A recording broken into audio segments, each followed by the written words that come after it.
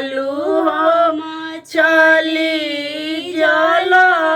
के हो भीतरा अब कालू कालू हो मिट्टी मारनी के हो गोदिया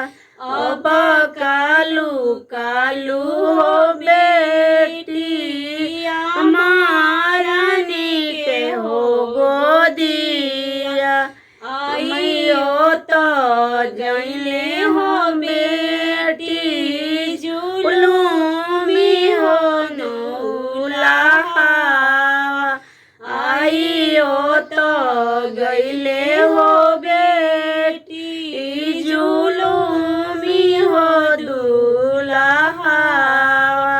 तोहे के ले जइहे हो बेटी गली के हो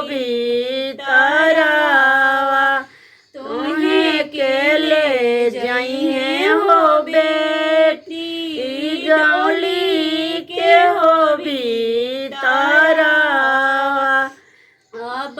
कालू कालू हो बेटी पापा जी के हो गोदिया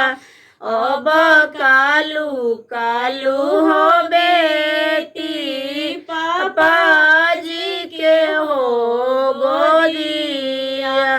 आइयो तो ले हो बेटी जुलूमी हो दूल्हा तोहे के ले जइहे हो बेटी डोली के हो भीतरवा तोहे के ले जइहे हो बेटी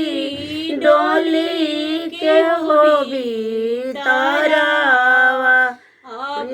कालू कालू हो बेटी मारनी के हो गोदिया